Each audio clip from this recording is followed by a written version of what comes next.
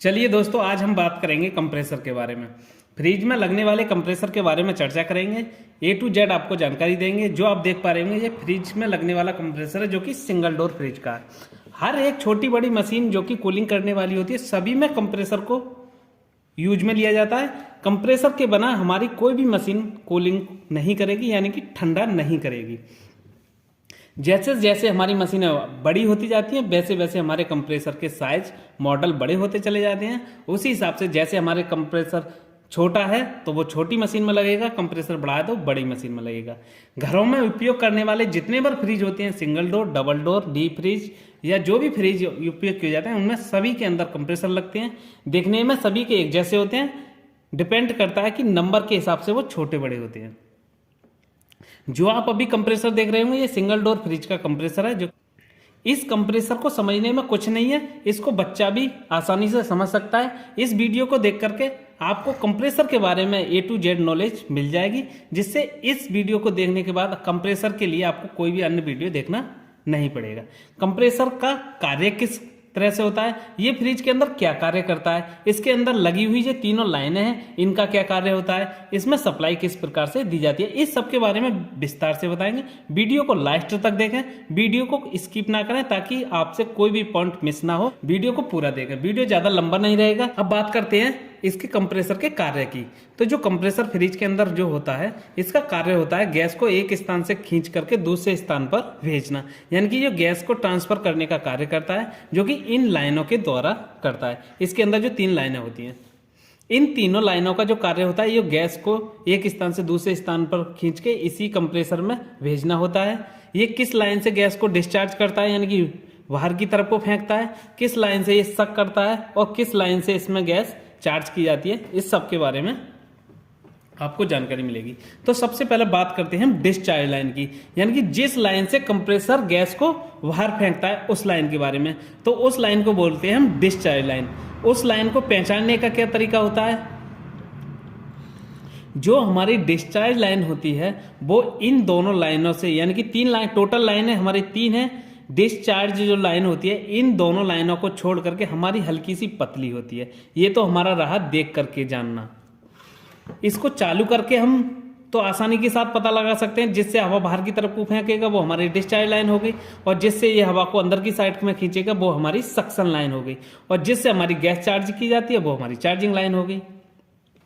तो जो लाइन हमारी डिस्चार्ज होती है, उससे ये प्रेशर के साथ गैस को बाहर की तरफ को फेंकता है, जो कि इसके अंदर मोटर लगा हुआ था। मोटर में होता है हमारा पिस्टन, पिस्टन से डायरेक्ट कनेक्ट होती है डिस्चार्ज लाइन। ये जो सक्शन और चार्जिंग लाइन होती हैं, ये हमारी केवल बॉडी तक अटैच होती हैं। इन दोनों को अगर देखा जाए तो ये दोनों एक ही पाइप होता है, यानी कि इधर से डाल करके इधर को पाइप निकाल दिया और अंदर से इसको काट दिया, तो ये 2 बन गए। समझ रहे हैं मेरी बात को? इस प्रकार से इन एक पाइप इधर से हमने इस बॉडी के अंदर से डाल के गुजार के इधर को निकाल दिया इस प्रकार से, और अंदर से इसको काट दिया गया है। तो इस तरह से ये 2 लाइनें बन गई। चाहे हम इन दोनों को आपस में एक्सचेंज भी कर सकते हैं। इसको अगर हम सक्शन है हमारी इस टाइम, तो इसको ये हमारी चार्जिंग हो गई। अगर हम इसको सक्शन बनाएं तो इसको हम चार्जिंग बना सकते हैं। इन दोनों को हम आपस में चेंज कर सकते हैं, कोई भी दिक्कत नहीं होगी। मैं आपको अभी इसके अंदर भी दिखाऊंगा कि किस प्रकार से ये अंदर जुड़ी हुई होती है। अब बात करते हैं कि इसके सप्लाई देने के लिए जो पॉइंट बने होते हैं, इसके सप्लाई देने के लिए कुछ पॉइंट बने होते हैं। इसमें 3 पॉइंट होते हैं बने हुए, जो वीडियो में आप देख पा रहे होंगे इस तरह से। ठीक, सप्लाई देने के 3 पॉइंट बने होते हैं, जो कि सप्लाई कुछ इस तरह के OLP और रिले के साथ इसमें दी जाती है। यानी कि इस तरह के 2 उपकरण होते हैं जिसमें सप्लाई देने के लिए इसके लिए जरूरी होते हैं, क्योंकि ये जो है हमारा OLP, ये होता है ओवरलोड प्रोटेक्टर, यानी कि हमारा कंप्रेसर अधिक गर्म हो जाए तो ये कट ऑफ कर देता है, जिससे कि हमारा कंप्रेसर के अंदर का मोटर जलने से बच जाता है। यानी कि अधिक गर्म होने पर ये हमारी सप्लाई को रोक देता है, इसीलिए इसको लगाया जाता है। उसके बाद ये आता है रिले। रिले होता है हमारा एक कंप्रेसर को सुरक्षित तरीका से स्टार्ट करने का कार्य करता है। यानी कि ये कंप्रेसर में जब हम इलेक्ट्रिसिटी देती है तो इसको एकदम से स्टार्ट करने का जो कार्य करती है वो हमारी रिले करती है। इन दोनों के द्वारा ही इसमें सप्लाई दी जाती है। इसके जो 3 पॉइंट जो बने हुए होते हैं, जो हमारा अकेला जो पॉइंट है ऊपर की तरफ, उसमें तो हम OLP को लगाते हैं इस तरह से, और जो 2 पॉइंट हमारे नीचे की तरफ बने हुए हैं और इसमें भी 2 छिद्र हैं, इसको इस तरह से इसमें लगा देते हैं। इस तरह से ही इनमें सप्लाई दी जाती है। एक हमारे यानी कि फेस न्यूट्रल की सप्लाई एक तो हम OLP में लगा देंगे और एक इसके पॉइंट में लगा देंगे, यानी कि रिले के पॉइंट में। इसमें रिले के कौन से पॉइंट में लगाएंगे ये किसी नेक्स्ट वीडियो में हम आपको बताएंगे। आज हम बता रहे हैं कि कंप्रेसर जो कार्य करता है वो किस प्रकार से करता है उसके बारे में। अब मैंने आपको बताया था कि ये दोनों लाइनें हैं वो हमारी बॉडी में अटैच है, तो वो मैं आपको दिखाता हूं इसके अंदर जो मोटर लगा हुआ है वो कैसा दिखता है। तो चलिए, ये हमने पहले ही ऑलरेडी काट रखा है, इसको काट रखा है। इसके काटने का सिर्फ यही मतलब है कि आपको बताया जाए कि कंप्रेसर के अंदर क्या होता है और कंप्रेसर कार्य क्या करता है। तो इसको हटाते हैं, तो ये आप देख रहे होंगे इसके अंदर ये मोटर लगा हुआ है। ठीक, मोटर के बगल में आपको ये दिख रहा होगा ये एक फिल्टर होता है, क्योंकि इसके अंदर ऑयल भरा हुआ होता है। तो ऑयल हमारी जो है गैस के साथ मिलकर ना जाए, इसलिए इसका एक छोटा सा फिल्टर बनाया जाता है, जिससे कि हमारी केवल इसके अंदर पिस्टन के अंदर गैस ही जाए। ये सिर्फ इतना ही काम करता है। अब मैंने बताया था आपको कि जो डिस्चार्ज लाइन होती है वो हमारे मोटर के नीचे, इसके नीचे पिस्टन लगा हुआ है, पिस्टन से कनेक्ट होती है। तो ये जो पाइप देख रहे होंगे ये हमारी पिस्टन में कनेक्ट पाइप है, जो कि हमारी डिस्चार्ज लाइन से कनेक्ट हुआ है। जो कि डिस्चार्ज लाइन का कार्य होता है कि इसके अंदर की जो गैस है, शख्स इसने जो गैस को खींचा है वो डिस्चार्ज लाइन से बाहर करेगा, जो कि हमारी पिस्टन से कनेक्ट है। और ये जो चार्जिंग लाइन और ये हमारी सक्शन जो लाइन है वो हमारी केवल बॉडी तक ही है।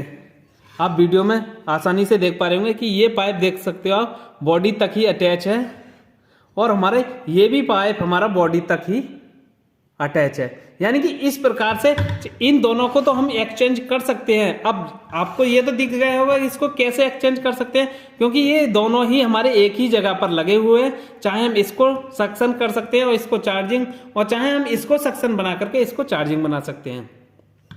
इसमें कोई भी दिक्कत नहीं है। आप सीधा सीधा समझिए कि जो डिस्चार्ज लाइन होती है उससे ये हमारी गैस को खींच बाहर फेंकता है, और जो हमारी सक्शन लाइन है उससे ये गैस को खींचता है। और ये फ्रिज के जो अंदर लगा हुआ होता है, जब हम इसमें इलेक्ट्रिसिटी देते हैं तो ये मोटर इस प्रकार से चलता है। तो मैं आपको पहले इसको चला करके दिखाता हूं ये किस लाइन से हमारी गैस को खींचता है और किस लाइन से गैस को बाहर फेंकता है।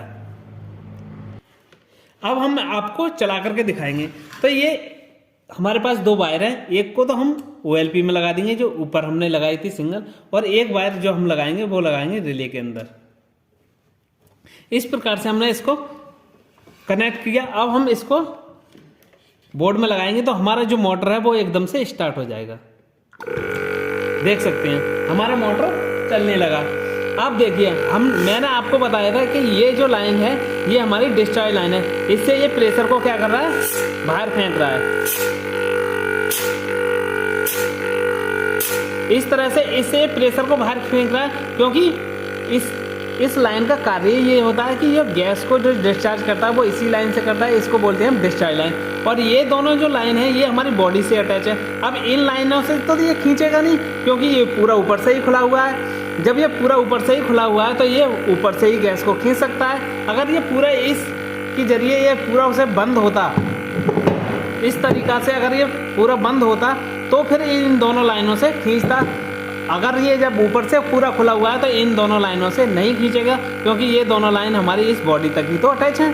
और जो डिस्चार्ज लाइन है वो हमारी है पिस्टन से कनेक्ट। तो जो पिस्टन से कनेक्ट है तो वो पूरा से प्रेशर आप सुन पा रहे होंगे कि कितना प्रेशर के साथ ये हमारा